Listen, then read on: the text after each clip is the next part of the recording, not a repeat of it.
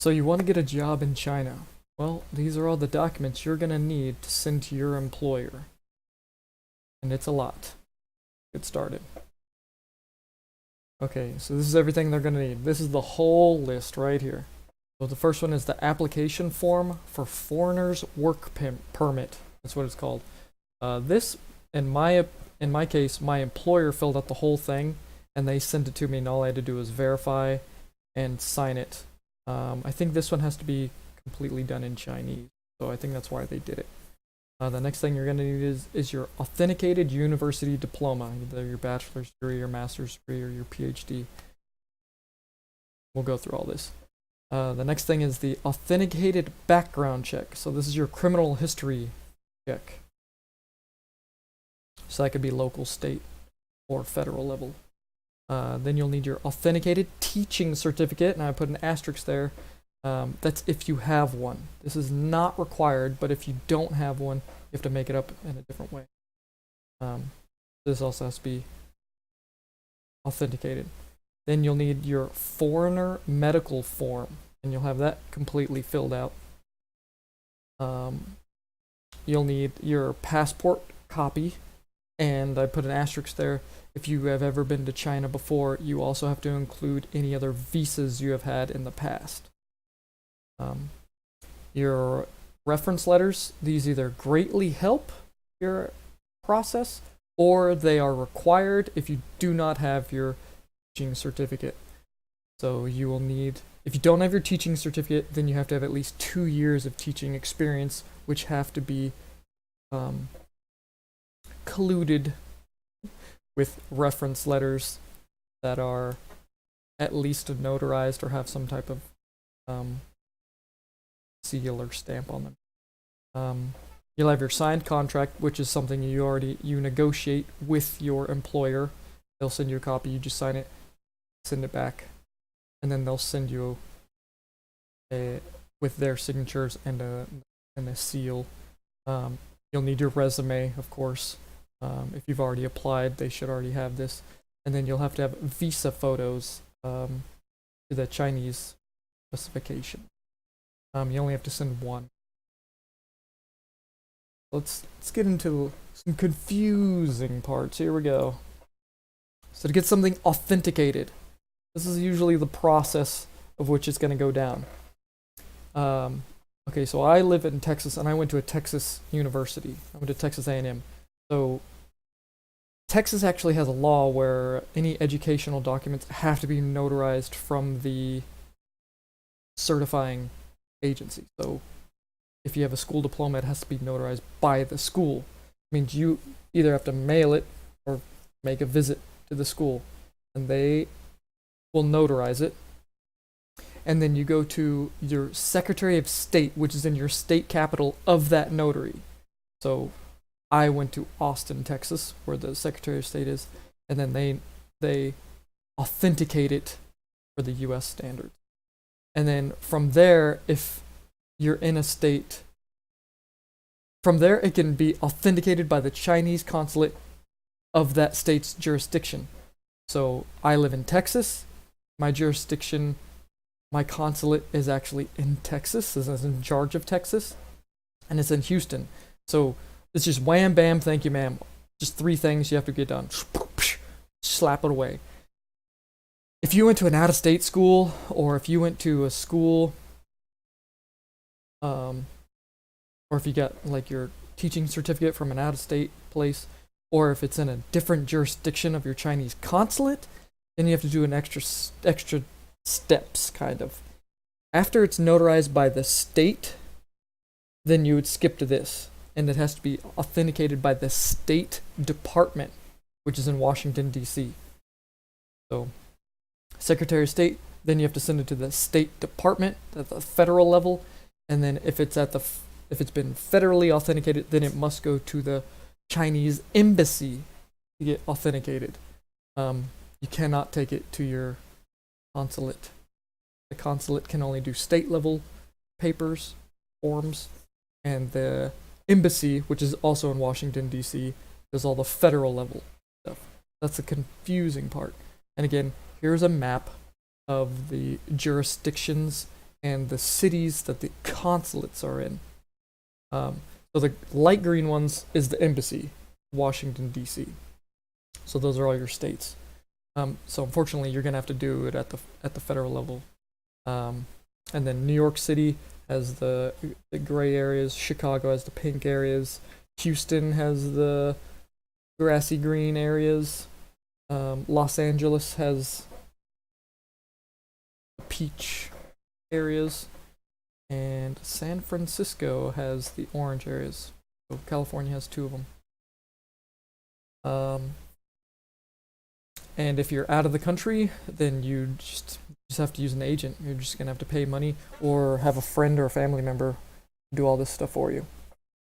Unfortunately, it can get quite expensive. Okay, so let's move on. Okay, so the first thing, the application form. I don't have a paper copy because I did it all digitally, but this was a copy of mine. I just kind of blurred everything out. So the employer filled everything out, and I scribbled it all out. And then they have the picture of the visa picture that I took. So they did everything. All I did was sign it and then send it back to them. So they need this. This is their application form to have you as an employer. Pretty simple, right? All right, the next thing, the authenticated background check. I think I'm doing this out of order. Okay, so you can do a local, state, or FBI background check in the United States.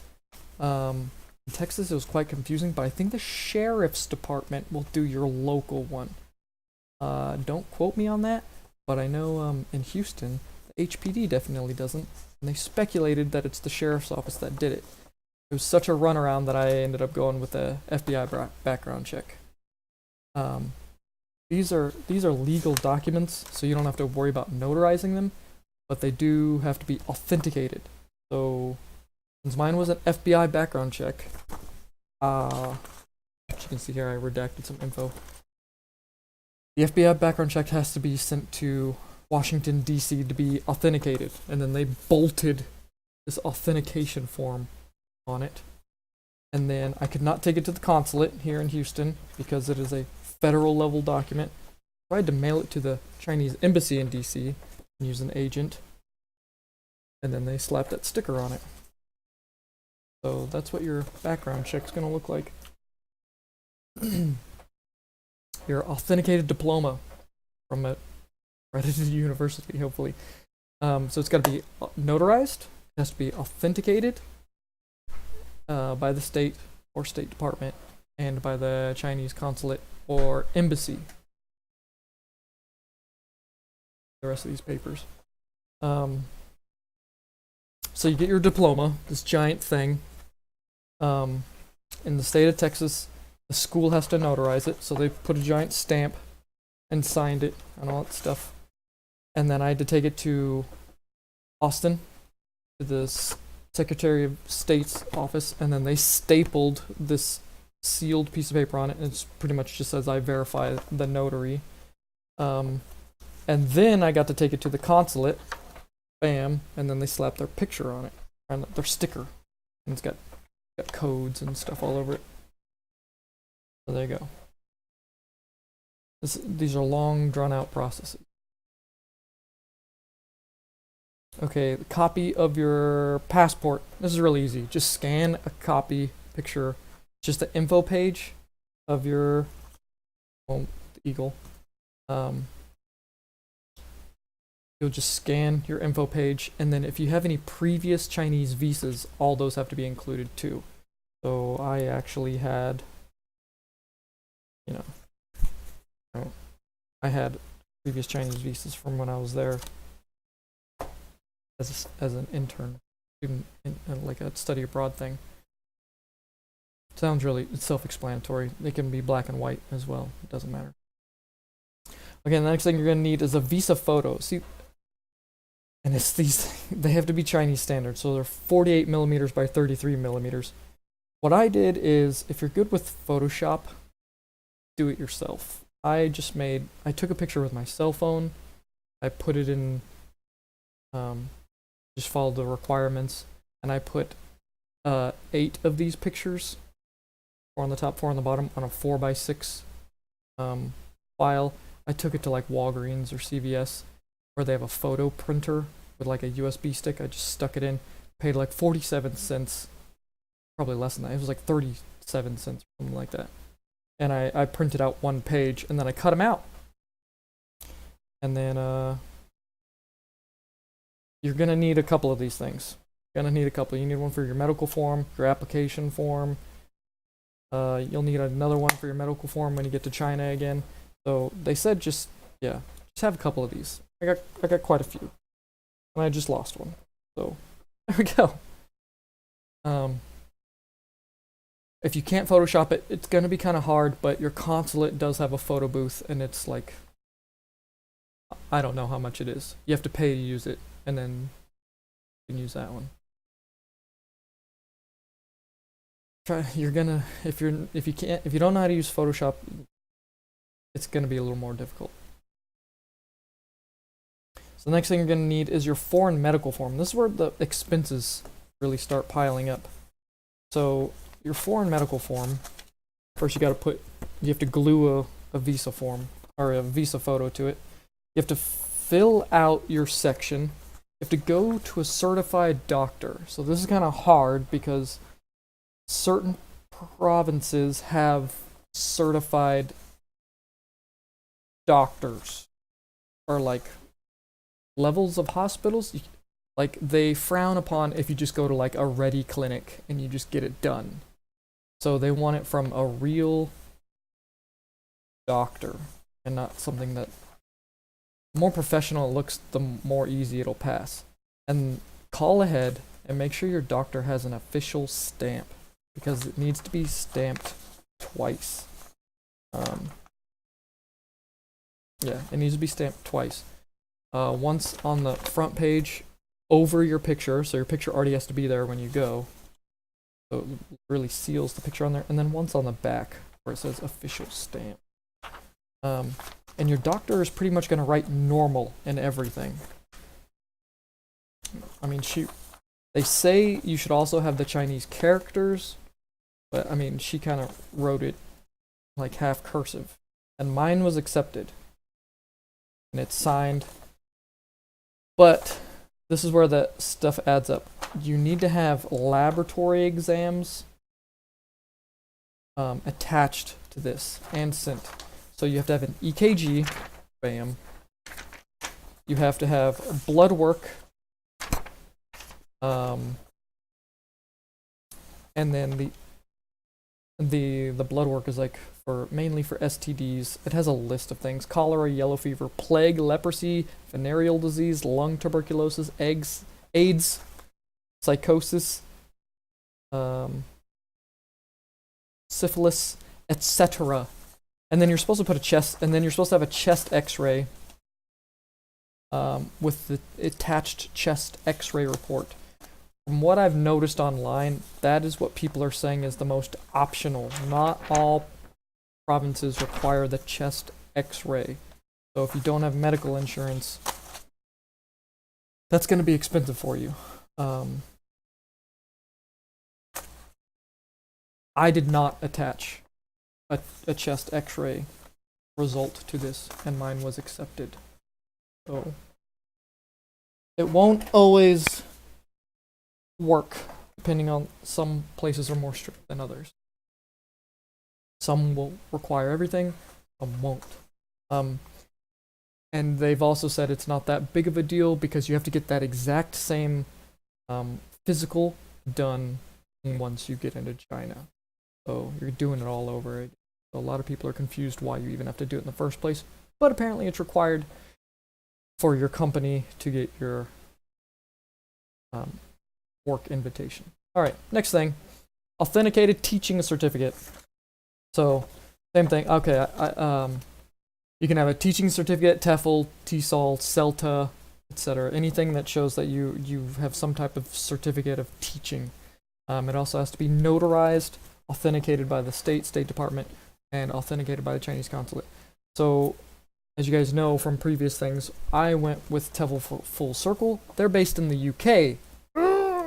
So even though I saved money on getting this TEFL, I had to spend a lot of money with an agent, and they got it like certified. I forgot what it's called in the UK, but it's like certified, apostilled, and authenticated.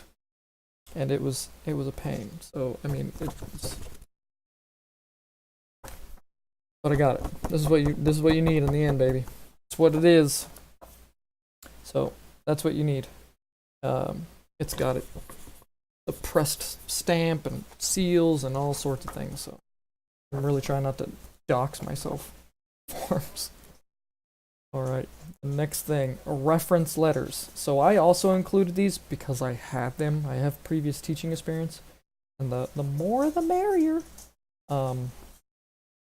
So I have the one from the JET program, which I did, which is stamped, and then one from previous schools, which are also stamped. Trying not to dox myself. I forgot I didn't put stuff over the info on this one. So. I also gave them reference letters. I mean, that one's pretty they do have to have some type of official seal or stamp. So if you're in the US, get them notarized, or they're from Asia, from previous schools or something like that, or they got some type of official stamp. If you have a teaching certificate, these are technically not required.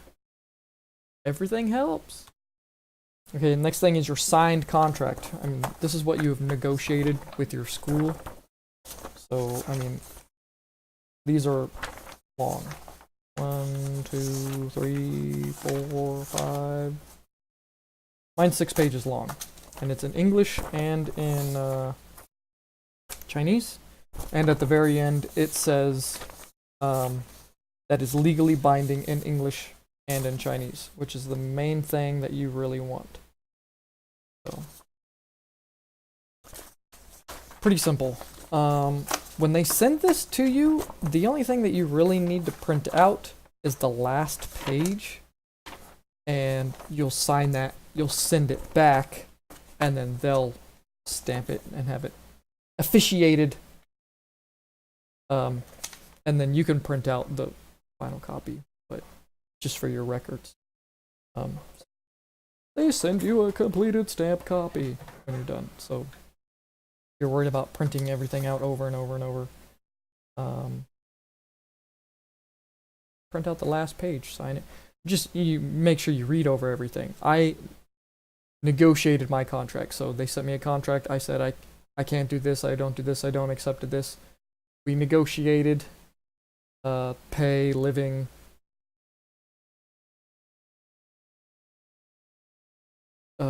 days off, holidays, holiday pay. I mean, negotiate. Don't just willy-nilly accept things. Alright, the next thing is a resume. They should already have this because you sent it to them when you applied, and I mean, they're not gonna send your resume. That's usually you already have to send that to apply, so they already have a copy of that. But I sent everything again once I had like the whole packet, so they had everything all in one email. Took 2 emails because they put space. You're gonna need your resume. Okay, so you're done, pretty much. That is everything that you have to send to your employer. The next thing you have to do is, once your documents are accepted by them, they turn it into the government agency. They'll wait, like I waited a week and 2 days, and then they emailed me back and they said, "Okay, yay, everything went through, first time ever. We're gonna send you your invitation letters." So I got 2. One of them's completely in English and one of them's completely in Chinese. They are stamped. They emailed them to me. I just printed them out. You will need these. You'll need these to apply for your Z visa. So get your invitation letters. You don't need to do anything with them. You don't have to authenticate them or notarize them or anything. They're good to go. At the very top, they have a barcode and a number. So that's what their government uses to be like, oh yes, it's legit. Okay, now you're ready at this point, once you get those, to do your working Z visa. This is real easy. All you do is get the invitation letters, your visa application form with a picture glued to it, is what it says, filled out with the picture. And if you have any questions on any parts of it, ask your employer. And then, because you have to have your company's address, and your work dates, starting and ending days, how many days you're gonna stay, their contact information, stuff like that. So you'll be a little in touch with your company, hopefully, if they're good. Mine pretty much held my hand through this whole process. You'll have your you have to make another passport copy or whatever with any previous Chinese visas you have in the past. And then if you don't have your green card, like if you're not a legal resident of the country that you're applying from, you also have to have proof of your legal stay. So this is really easy. You just turn that stuff in, and 4 days later, and $140, they give you your visa, which is, I didn't even think about showing you guys. I'll try to cover a lot of this stuff up so I don't dox myself. But so you can see the Z.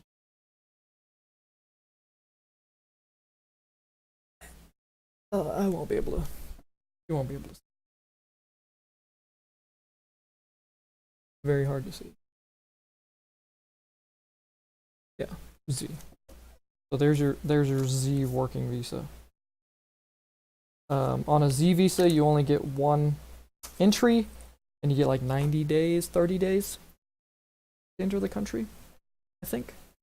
But then you will apply for your residence permit once you're there, and then with your residence permit, you have multiple entries if you like to go home for holidays and stuff like that. Once you get your residence permit and you're like registered with the police department in your city, good to go. So pretty sure that is it. And that is it. If you guys have any questions, I know I kind of flew by this stuff, but I kind of wanted to get this out there. Just go back, look at the list.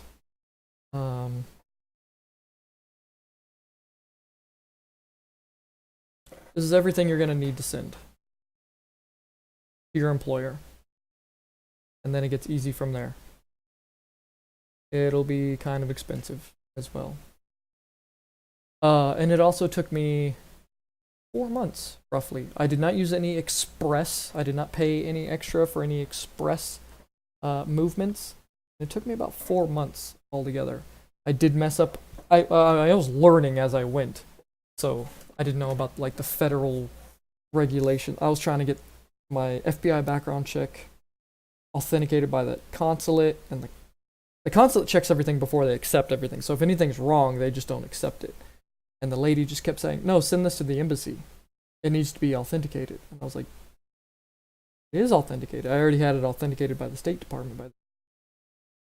And they were like, no, it needs to be authenticated by the embassy. Like, so I came home and I Googled it, and I finally understood what the lady was telling me. A lot of the consulate workers they are Chinese citizens, so not common for you to have they're not going to hold your hand. They're not going to tell you exactly what to do, but she got the message across. But anyway, this is everything. Okay, and this is also from a perspective from an American who lives in Texas.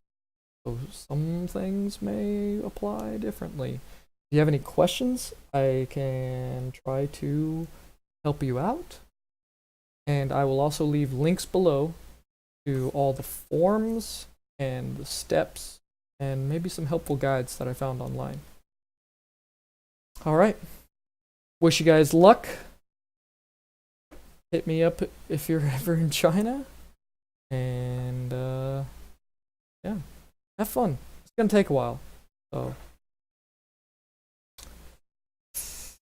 good luck. Thank you for watching.